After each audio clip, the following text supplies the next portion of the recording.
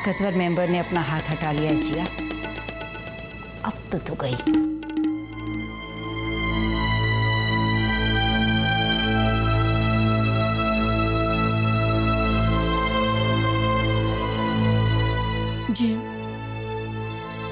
जिया, मैं जानती हूँ बेटा, तुम्हारे पापा की बातों से तुम्हें बहुत ठेस पहुंची है। उन्होंने जो कहा वो गलत कहा। बेटा, गुस्से और परेशानी में इंसान को पता ही नहीं चलता कि क्या सही और क्या गलत है। तुम्हारे बाबा इस वक्त बहुत परेशान हैं। उनकी बातों को दिल से मत लगाना, वो हमेशा तुम्हारे साथ हैं। इनफैक्ट इस घर का हर मेंबर तुम्हारे साथ है। तुम अपनी जगह बिल्कुल सही हो बेटा, तुमने कोई गलती नहीं की, और जो कोई गलती नहीं करता उसे कुछ भी गलत सहन भी नहीं करना चाहिए। तुम इस घर की बहू हो बेटा, तुम्हारा इस घर पर पूरा अधिकार है। बिना किसी वजह के, बिना किसी गलती के इस हक को कभी मत छोड़ना। तुम्हारा जो दिल चाहे तुम वही फैसला लेना।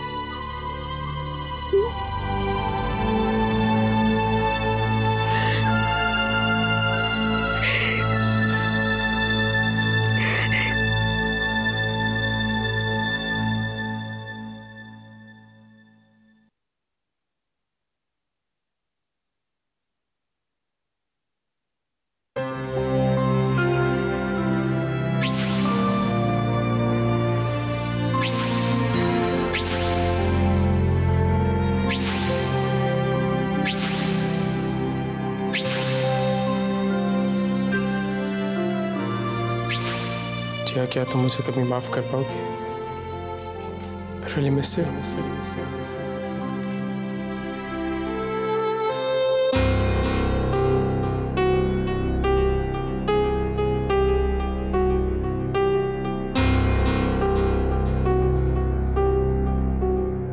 मैं जिया को समझाने गई थी कि वो आपकी बातों को दिल पर ना लगा, लेकिन नहीं समझा पाई।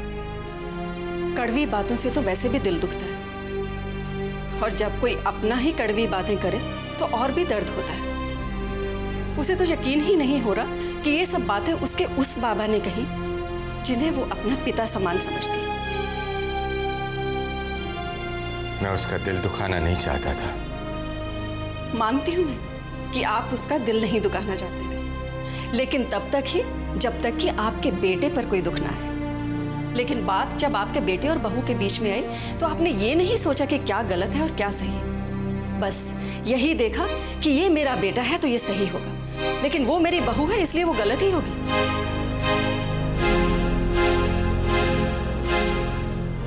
लोग यूं ही तो नहीं कहते कि अपना खून हमेशा जोर मारता है। बेटा बेटा ही होता है और बहू, वो चाहे जितना भी प्यार और सम्मान क्यों ना दे, बहू ही रहती है।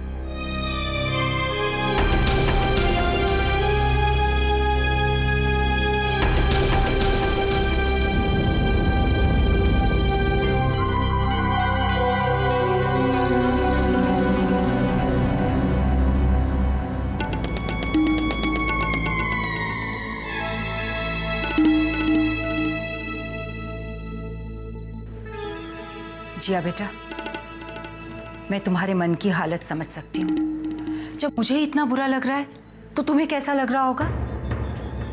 ज्ञान जी ने ये कैसे कह दिया कि घर में जो भी परेशानियां वो तुम्हारी वजह से हैं? अरे इस सब का जिम्मेदार तो शेखर है, गलती उसकी है, उसे तो कुछ कहा नहीं। ये तो बड़प्पन नहीं है भाई।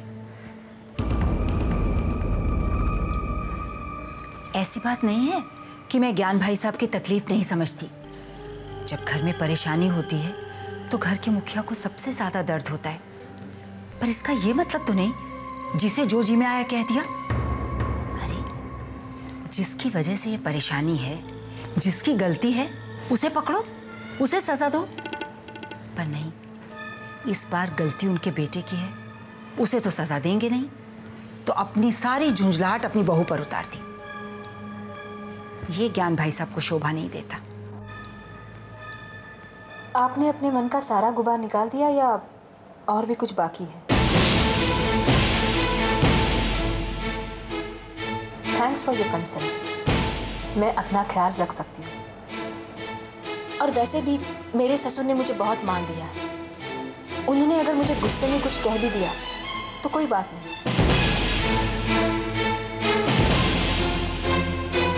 प्लीज आप अपनी नींद खराब मत कीजिए।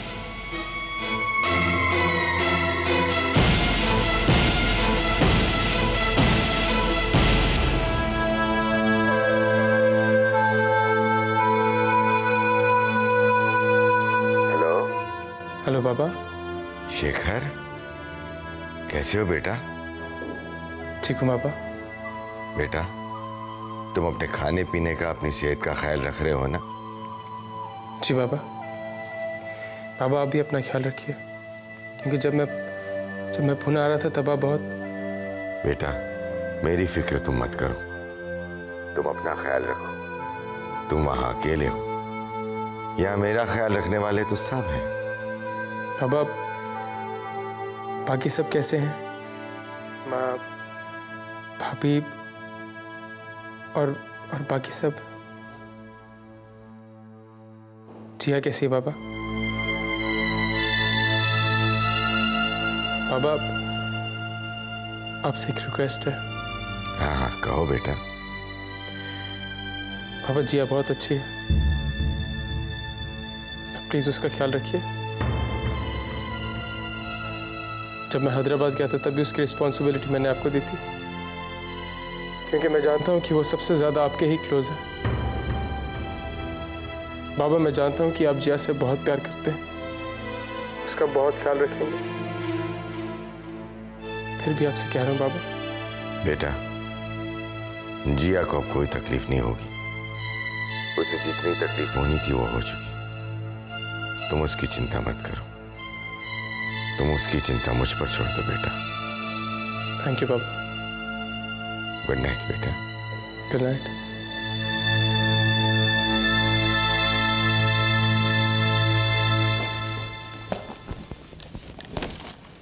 क्या हो डब्बो, कहाँ चोट लगी? ये मेरे लिए नहीं, ये आपके लिए है। बताओ कहाँ कहाँ चोट लगी है, फटाफट लगा देती हूँ। क्या कह रही है तू? अरे भूल गए, आप ही तो कह रहे थे बातों के घाव बड़े गहरे होते हैं। अब जिया ने आपको पलट के जवाब दिया है तो आपको तो कई घाव लग गए होंगे ना। दिखाओ कहाँ कहाँ चोट लगी है, मैं लगा देती हूँ, मरहम पट्टी कर देती हूँ। मुझे इसकी ज़रूरत नहीं है। इस दवा को तू अपनी देवरानी के लिए संभाल के रख, बहुत जल्दी उसे इसकी ज़रूरत पड़ेगी। हाय हाय, आप मारोगे उसे? मैं कुछ नहीं करूँगी, हालात ही ऐसे बन जाएंगे।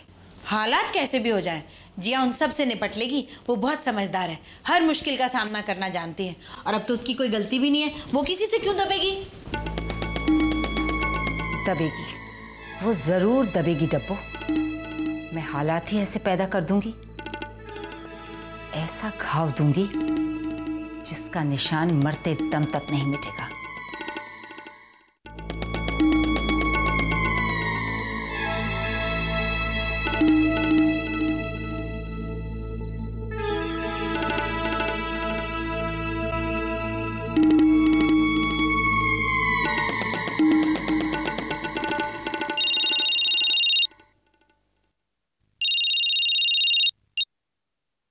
हेलो नेत्रा, मैं सावित्री आंटी बोल रही हूँ बेटा। मुझे पता है तुम्हारी दादी को मेरा तुमसे मेल जोल बिल्कुल पसंद नहीं है, पर क्या करूँ बेटा, शेखर के लिए तुम्हारा सच्चा प्यार देख के मैं अपने आप को रोक ही नहीं पाती।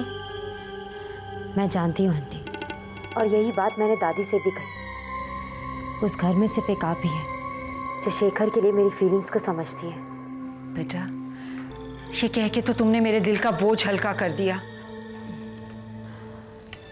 पता नहीं आंटी आप जानती हैं या नहीं, लेकिन आज मैं जिया के ऑफिस गई थी। मैंने उसे डिवोर्स पेपर्स दिए ताकि वो शेखर को आज़ाद कर दे। जानती हूँ, इसीलिए तो मैंने तुम्हें फ़ोन किया है बेटा। जिया को डिवोर्स पेपर्स देके तुमने बहुत अच्छा किया। इन पेपर्स को लेके घर में भूचाल आया हुआ है। आज क्या हुआ जानती हो? क्या? अरे आज तो जिया को अपने प्यारे ससुर जी से भी खरी खोटी सुननी पड़ी। उन्होंने भी जिया को कह दिया कि जो कुछ हो रहा है उसकी जिम्मेदार वो ही है। अच्छा, ज्ञान अंकल ने जिया को ब्लेम किया? देख लेना नेत्रा बेटी, तुम अपनी कोशिश से एक ना एक दिन शेखर को जरूर पालोगी। मैं जानती हूँ तुम शेखर को सच्चा प्यार करती हो। अच्छा बेटा, रखती हूँ। Okay aunty, thanks.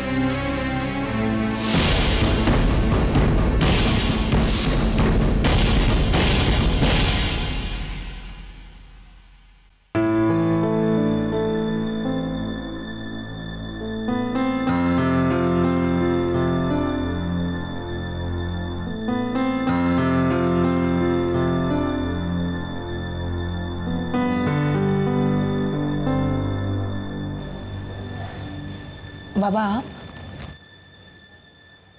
बेटा मुझे माफ कर दो। कितनी आसानी से सारा दोष मैंने तुम पर डाल दिया, ये जानते हुए कि जो कुछ भी हुआ उसमें सबसे ज्यादा हर्ट तुम ही हुई हो। रुक्मिणी ने ठीक ही कहा था कि जब बेटे और बहू में से एक का साथ देने की बात आई तो मैंने तुम्हें गलत साबित कर दिया, ये जानते हुए कि कौन सही है और कौन गलत। मुझे माफ कर दो बेटा। बाबा प्लीज, आप ऐसा मत कहिए, और इसमें आपकी कोई गलती नहीं है। घर में सब कुछ सही हो ये देखना तो आप ही का फर्ज है ना। आप जो कुछ करेंगी, जो कुछ कहेंगे, उसी में इस घर की अच्छाई होगी।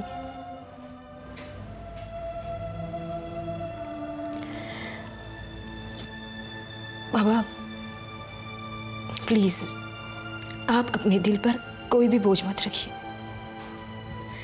और मेरा यकीन मानिए, मेरे दिल में आपके लिए कोई शिकायत नहीं है।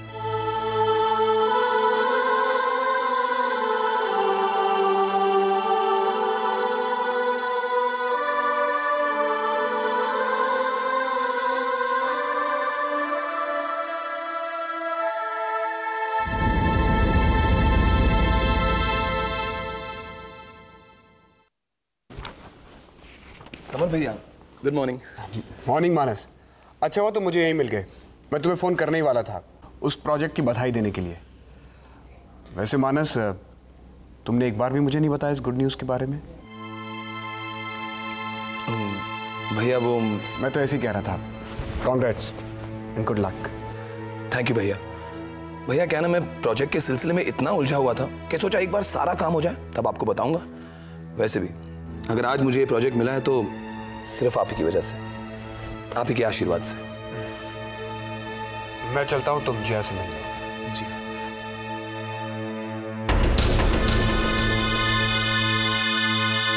जिया, I think you were right.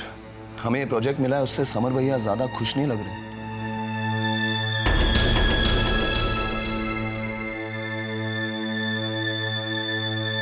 क्या कहना चाहते हैं आप? जिन गलतियों के बारे में मुझे 2 ही दिन में पता चल गया, आपको अब तक उन गलतियों के बारे में पता नहीं चला? सर वो प्लीज मिस्टर किंग, बताइए मुझे, अगर आप अकाउंट्स रेगुलर चेक कर रहे थे तो ये गलती आपको पता कैसे नहीं चली?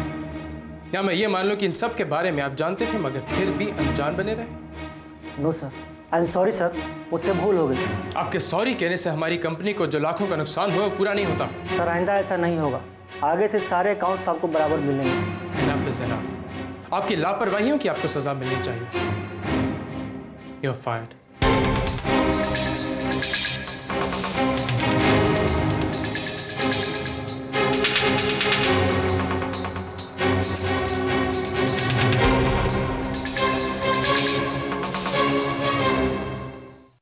रुक्मिणी, मैं तुम्हें बताना भूल गया, कल रात शेखर का फोन आया था।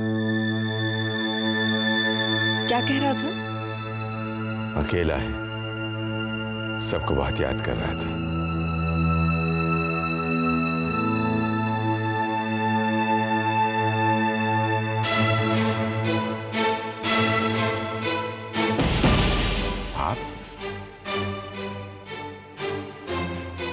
कैसे आना हुआ? मैं आप लोगों से एक जरूरी बात करने आई हूँ। जी कहिए, अब क्या जरूरी बात रह गई है? अब तक आप नेत्रा को गलत समझते रहे, उससे क्या क्या नहीं कहा, कितने आरोप लगाए उस पर। ओह, तो आप यहाँ पर नेत्रा की सफाई देने के लिए आए, यही जरूरी बात थी? मैं जानती हूँ आप लोग नेत्रा से बहुत नाराज हैं।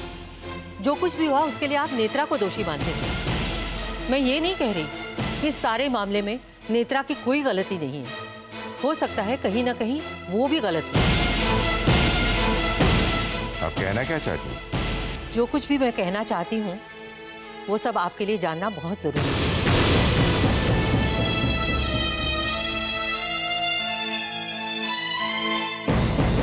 इस घर में कोई ऐसा है जो नहीं चाहता कि इस घर में सुख शांति हो, जो नहीं चाहता है कि शेखर और जिया के बीच की दूरी कम हो, जो शेखर से मेरी बेटी के जुड़े रहने में मदद कर रहा है, इस घर में घटने वाली हर बात की खबर उसे दे रहा है।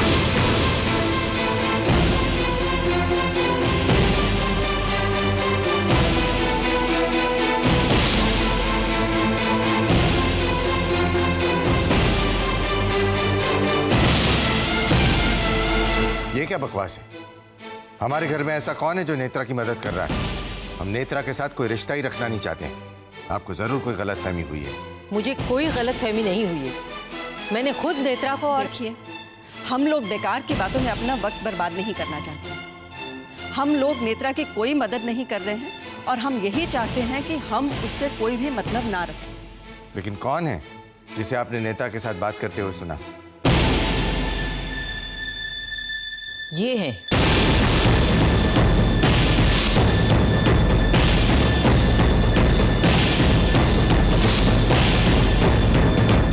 आपके रिश्तेदार, आपकी समधन सावित्री जी।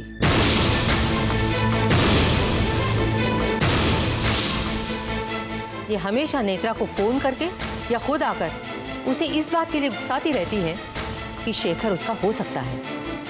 ये चाहती है कि उन दोनों के बीच रिलेशन बना रहे।